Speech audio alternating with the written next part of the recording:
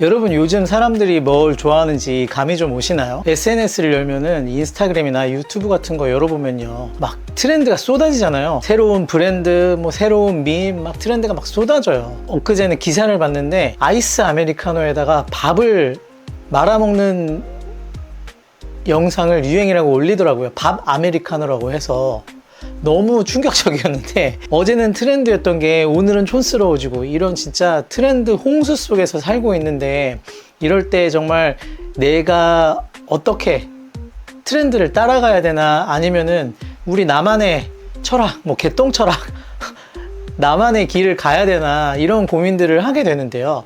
여러분은 이런 고민에 대해서 어떻게 생각하세요? 얼마 전 매장에서 이런 일이 있었는데요. 손님 한 분이 산미 있는 커피 없어요? 라고 물어보셔가지고, 그날은 산미가 좀 좋은 커피들은 다 떨어져서 추천해드리지를 못했거든요. 그분이 없다고 하니까 그게 너무 먹고 싶으셨는지 아쉬워하면서 돌아가시더라고요. 저도 그 돌아가시는 뒷모습을 보고서 마음이 너무 아팠어요. 근데 돌아가시고 나서 그런 생각이 들었어요. 사람들은 커피 한 잔을 구매하는 게 아니라 내 취향을 존중받는 경험을 원하는구나 라는 생각이 문득 들더라고요. 저는 이런 게 있는 줄도 몰랐는데, 기사들을 찾다가 보니까 대한민국 정책 브리핑이라는 게 있더라고요. 그래서 그 사이트를 들어가 보니까 올해 1월 달에 발표했던 2025년 소비 트렌드 키워드 10가지라는 게 기사로 있더라고요. 이걸 읽는데 방금 말했던 제 매장에서의 손님과의 경험이 딱 떠오르더라고요. 그 중에서 몇 가지를 뽑아봤는데요. 첫 번째는 토핑 경제라고 하더라고요. 나만의 옵션을 얻는 커스터마이징한 그런 경험을 추구하는 사람들. 두 번째는 물성 매력이라고 하더라고요. 손으로 만지고 느낄 수 있는 감각적인 경험을 말하는 거더라고요. 세 번째는 아무래도 친환경이 요 근래에 계속 트렌드다 보니까 기후 감수성이라는 말이더라고요. 환경을 생각하는 그런 마음과 뭐 제품들, 이런 것들이 이제 기본값이 되어가고 있다, 이런 키워드더라고요. 네 번째는 원 포인트 업 이라는 키워드였는데, 큰 혁신보다는 작은 개선의 지속을 말하는 키워드더라고요. 이거는 해석의 여지가 엄청 다양할 수 있을 것 같은데, 저는 이런 생각을 했어요. 아주 큰 혁신을 이룰 수 있는 거는 규모도 있어야 되고 자본도 있어야 되겠지만, 개인적으로 생각했었을 때 개인의 소비 트렌드에서는 내 생활이 좀 더 윤택해질 수 있도록 내 생활 패턴에서의 작은 개선들로 만족을 추구한다, 이런 해석이 아닐까라는 생각을 했고요. 그래서 이 네 가지의 키워드들을 보다 보니까 이제 소비자들은 그냥 제품을 고르는 게 아니라 내가 직접 고르고 느끼고 참여하는 과정을 통해서 내 취향을 존중받는 경험을 얻고 싶다라는 욕망이 강해졌다라는 어떤 정리였던 것 같아요. 저도 예전에 이런 경험을 한 적이 있는데, 출장을 가가지고 어떤 로스터리에 갔어요. 근데 거기 바리스타 분이 너무너무 친절하셔가지고 어떤 커피를 좋아하시냐고 묻더라고요. 그래서 저는 이런 커피를 좋아합니다 라고 했더니 커피를 추천을 해주시면서 핸드드립을 이제 내려주시려고 하시는데, 핸드드립을 내려주실 때 제 앞에 와서 핸드드립을 내려주시기도 하셨고, 향을 맡아보라고 그라인딩한 커피, 분쇄 커피를 이렇게 향을 맡아보게끔도 해주셨어요. 그때 그 경험을 생각을 해보니까 방금 얘기 드렸던 그 키워드들과 굉장히 부합하다는 생각이 들었어요. 그래서 그때 마치 제가 그 커피를 선택했다는 느낌이 들더라고요. 그날 이후 그 매장은 저한테 여전히 특별했던 매장으로 남아있어서 좋은 기억이 있거든요. 그래서 저는 커피 매장에서 이걸 적용하면 좋겠다라고 생각이 들어가지고 들여놨던 기계가 있는데, 여러 커피 유튜버 분들이 소개했던 기계인데요. 엑스볼룸 스튜디오라는 기계예요.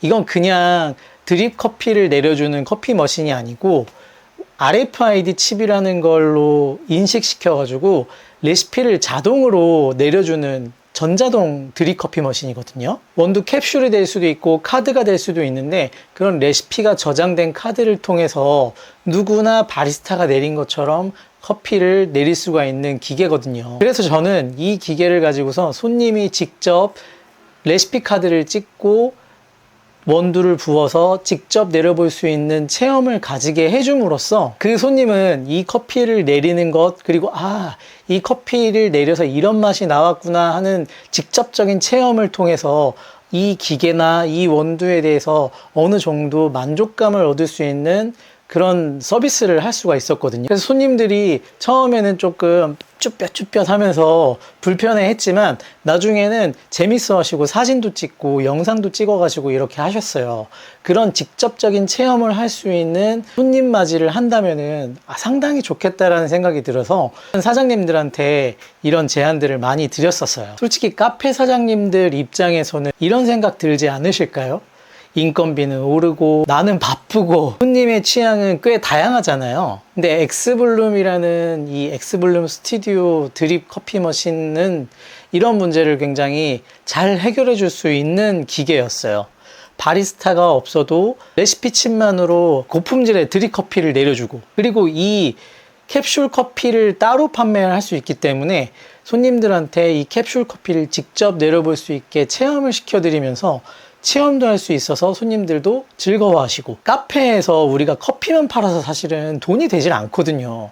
그러면은 부가적으로 우리가 원두를 판매를 할 수 있다는 어떤 이 명분도 세울 수 있고, 그런 점에서 저는 엑스블룸 스튜디오를 참 괜찮은 기계라고 생각을 했습니다. 한번 상상해 볼까요? 손님이 매장에 와서 커피를 주문하시고서 뻘쭘뻘쭘하게 이렇게 있으실 수도 있는데, 그런 상황에서 이 기계로 커피 한번 내려보실래요? 이거는 무료로 드릴 수 있어요 라고 하면서 커피를 내릴 수 있는 걸 직접 체험하게 해드리는 거죠. 레시피 카드를 찍고 커피를 부어가지고 그 자동으로 윙윙 하면서 드립 커피가 내려지는 걸 직접 체험하신다면, 자기가 직접 핸드드립을 한 건 아니지만 내가 드립 커피를 내렸다라는 그런 어떤 직접적 체험에 대한 만족감을 얻을 수 있을 거예요. 방금 손님한테 원두로 제공한 그 드립 커피 같은 경우는 양도 그렇게 많지 않기 때문에 그냥 무료로 한 잔 드릴 수 있는 정도의 양이라서 그것도 부담스럽지 않고요. 그래서 이런 사소한 거지만 어떤 작은 개선들을 통해서 우리가 손님들한테 직접적인 체험을 할 수 있게끔 만족감을 줄 수 있는 형태, 그리고 이런, 저도 잘 알지 못했지만 대한민국 정책 브리핑이라는 그런 사이트에서 매년 소비 트렌드라든지 여러 가지 다양한 그런 키워드들을 발표하는 것을 참고해서 내가 또 아이디어를 만들어 본다면은 굉장히 적용할 수 있을 만한 것이 많다고 생각이 들었어요. 아무래도 뭐 이런 앞선 키워드들을 참고를 해 본다면은 아이디어를 여러분들께서는 이렇게 한번 해보실 수 있을 것 같아요. 옵셔널을 한다든지, 뭐 예를 들어서 우리가 예전에 전통적으로 우리가 예전에 많이 쓰던 방식이긴 하지만 산미가 있는 커피와 고소한 커피 이런 것들이 있지만, 그런 것들을 조금 더 진화시키고 전문가스럽게 만들어서 풀네이밍으로 해서 어떤 커피, 뭐 싱글 오리진 커피인데 콜롬비아, 뭐 산타모니카 뭐 이런 식으로 해가지고 그런 새로운 커피를 선택할 수 있게 하는데, 그냥 산미가 있는 커피 이런 식으로 표현하기보다는 옵션을 좀 더 전문가스럽게 만든다든지, 체험 같은 경우도 이런 식으로 한번 아이디어를 내볼 수 있을 것 같은데요. 방금 말씀드렸던 것처럼 엑스블룸 스튜디오가 됐든 아니면은 제 경험, 어떤 바리스타가 핸드드립 커피를 내려주기 위해서 제 앞으로 와서 분쇄된 원두의 향을 맡아보게끔 해주면서 핸드드립을 내려주는 것처럼 이 향을 맡게끔 해드린다든지, 이런 직접적인 체험을 좀 하실 수 있게끔 서비스의 형태를 바꿔보는 거. 2025년 소비 트렌드 같은 경우에서 이런 작은 개선이라는 것이 있었잖아요. 큰 혁신보다는 작은 개선이라고 하는 그런 것들에 대해서는 사실 여러 가지로 해석의 의미가 다양하다 보니까 우리가 운영하고 있는 매장에서 정말 작은 것들, 뭐 테이블 간격을 조절한다든지, 메뉴판에 있는 그 폰트나 손님들이 어떤 식의 메뉴들을 자주 선택하는지에 대한 배치도를 바꾼다든지, 이런 서비스상적인 걸 고려해가지고 작은 개선을 하는 것들도 있겠고, 그렇지 않으면은 우리가 커피를 만들 때 니트릴 장갑 같은 거, 마스크 같은 거 요즘에는 많이들 착용을 하시지만, 그런 부분들에 대해서 좀 더 디테일하게 어떤 손님들, 예를 들어 청결을 굉장히 중요하게 생각하시는 손님들 같은 경우는 원두를 맨손으로 만지는 것조차도 싫어하시는 분들이 계시거든요. 그런 분들한테 어필할 수 있는 좀 더 청결적인 부분들의 작은 개선들을 해보면은 아마 큰 효과가 있지 않을까 싶습니다. 저는 엑스블룸 스튜디오로 손님들한테 그렇게 체험을 하게끔 해드리고 나서 손님들이 어떤 원두 커피, 그러니까 이 원두는 어떤 거, 저 원두는 어떤 거, 이런 것에 대한 궁금증이 확 늘어서 원두 커피에 대한 얘기를 많이 할 수 있게 되었거든요. 그래서 손님들이 오히려 산미가 좀 있는 거, 뭐 아니면은 좀 묵직한데 좀 다크한 거, 뭐 아니면은 그냥 산미가 있는데도 이 커피 자체에서 나오는 캐릭터가 묵직한 바디감이 있는 것, 이런 식으로 뭔가 좀 더 자세하게 설명할 수 있고 소통할 수 있게 되면서 손님들이 그 소통을 즐기게 되시더라고요. 단순히 커피를 구매하러 오는 공간이 아니라 내가 좋아하는 커피에 대한 취향을 소통하고 그거에 대해서 경험해 볼 수 있는 공간으로 바뀌어 가는 거죠. 손님들은 이제 더 이상 우리가 운영하고 있는 카페에 그냥 카페인이 필요해서 커피를 구매하러 오시는 분들이라고 생각하시면 안 된다고 생각을 하는데요.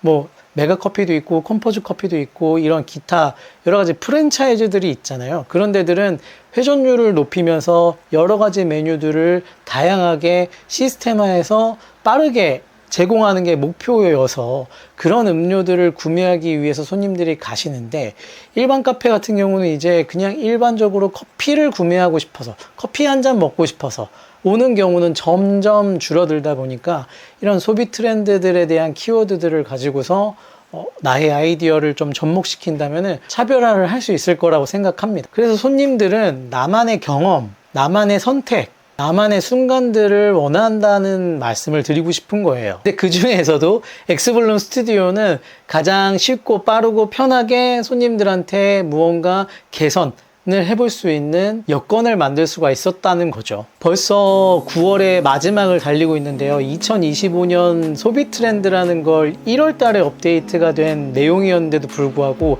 이제 봤지만 이 2025년 소비 트렌드를 다시 한번 생각해 보시면서 거창한 혁신이 아니라 작은 변화와 구조적인 개선을 통해서 확실한 변화를 만들어내신다면은 남은 25년도 우리가 너무 낙담하지 않고 내일을 볼 수 있는 기분 좋은 하루를 살 수 있을 것 같다고 생각이 들더라고요. 여러분은 자신이 가지고 있는 커피에 대한 취향이나 선택에 대해서 어떤 작은 변화를 생각하고 계세요? 오늘 제 영상이 공감되셨다면 좋아요와 구독 한번 부탁드리고요. 오늘도 긴 영상 봐주셔서 감사합니다. 다음에 또 뵙겠습니다.